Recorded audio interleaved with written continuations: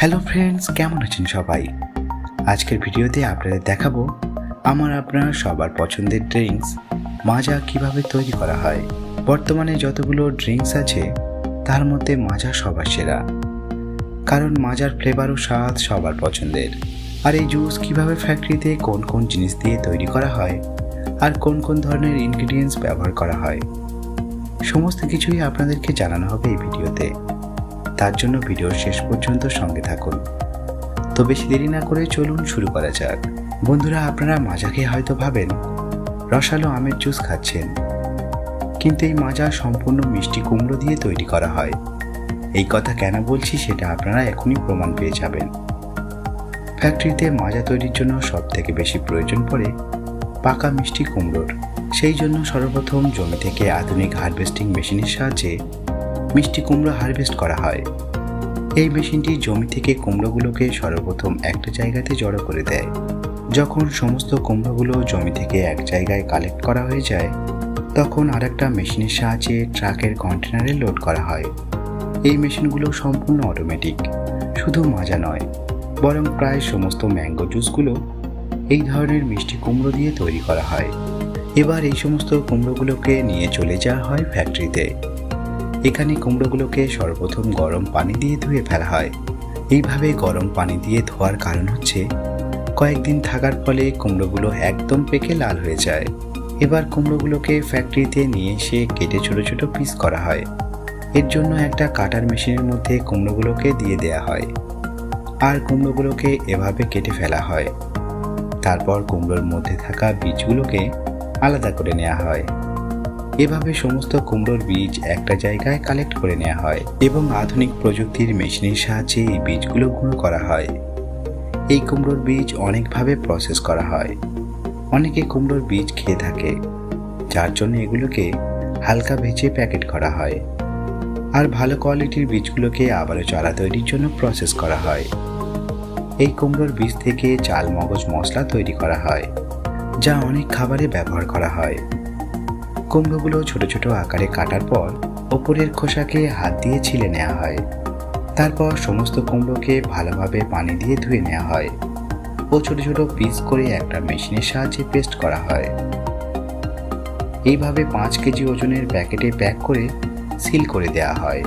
আর এইভাবেই সমস্ত কুমড়োর পাল্প রেডি হয়ে যায়।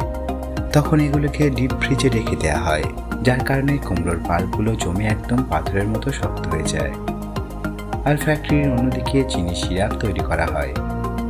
এই চিনি সিরাপ তৈরি করার প্রসেস একটু অন্যরকম। সর্বপ্রথম চিনিগুলোকে একটি মেশিনের মধ্যে গরম করে গুঁড়ো করা হয়। তারপর ওর মধ্যে পানি মিশিয়ে ভালোভাবে ফোটানো হয়। এই কাজ যখন কমপ্লিট হয়ে যায়, তখন গরম সিরাপের মধ্যে কুমড়োর পাল্প দিয়ে দেওয়া হয়। তারপর ভালোভাবে মিক্স করা হয়, যার ফলে এতে সুন্দর আমের জুসের মতো কালার চলে আসে। এবার আপনারা বলবেন, এতে আমের স্বাদ কি করে আসবে? এরপর এতে আমের ফ্লেভার মেশানো হয় ও আবারও এই মিশ্রণকে গরম করা হয়। এবার এই নকল ম্যাঙ্গো পাল্প একদম রেডি। এই ফ্যাক্টরিতে প্রতিদিন প্রায় 30 টন পাল্প রেডি করা হয়। এরপর এর মধ্যে সাইট্রিক অ্যাসিড, সোডিয়াম ও অন্যান্য ফ্লেভার অ্যাড করা হয়। তারপর আধুনিক হোমোজিনাইজার মেশিনে ভালোভাবে হোমোজিনাইজ করা হয়। তারপর জীবাণুমুক্ত করা হয়। এই মেশিনে জীবাণুমুক্ত করার সময় জুসকে 95 ডিগ্রি সেলসিয়াস তাপমাত্রায় গরম করা হয়। এবার সমস্ত জুস একটা কন্টেনারে স্টোর করা হয়। এখন মাজা একদম তৈরি হয়ে গেছে। এবার পালা মাজাকে বোতলে ভরার। বোতলে ভরার আগে এই মাজাকে ল্যাবে টেস্ট করা হয়। ল্যাবের কোয়ালিটি পাস হওয়ার পরে শুরু করা হয় বোতল ভরা। এর জন্য সর্বপ্রথম বোতল তৈরি করা হয়। প্লাস্টিককে সর্বপ্রথম 100 ডিগ্রি সেলসিয়াস তাপমাত্রায় গরম করে ছাঁচের মধ্যে দিয়ে দেওয়া হয়। আর মেশিন নিজে থেকেই অটোমেটিকভাবে বোতল তৈরি করে দেয়। আপনারা খেয়াল করে দেখবেন, মাজা কোম্পানির বোতল অন্যান্য কোম্পানির বোতলের থেকে বেশি শক্ত, মোটা ও উন্নত মানের প্লাস্টিক দিয়ে তৈরি হয়। কারণ মাজা তৈরির কোম্পানি নিজেরাই ফ্যাক্টরিতে বোতল তৈরি করে। বোতল তৈরি হয়ে গেলে জুস ভরার আগে বোতলগুলোকে ভালো করে পানি দিয়ে ধুয়ে নেওয়া হয় ও তারপর বোতলের ভিতরে বাতাস দিয়ে শুকিয়ে নেওয়া হয় ও তারপর বোতলে মাজা জুস ভরে সিল প্যাক করে পাঠিয়ে দেওয়া হয় বিক্রির জন্য বিভিন্ন মার্কেটে। বন্ধুরা, এবার আপনারা হয়তো ভাববেন আমরা এতদিন আমের জুসের বদলে কুমড়োর জুস খাচ্ছি, কিন্তু আপনাদের জানিয়ে রাখি কুমড়োর জুস খেলে আমাদের শরীরে কোনো ক্ষতি হয় না, বরং উপকার করে ও গরমের সময় ক্লান্ত শরীরে অনেক এনার্জি দেয়। তাই তো আমরা যত মাজা খাই আমাদের শরীর তত এনার্জেটিক হয়ে ওঠে।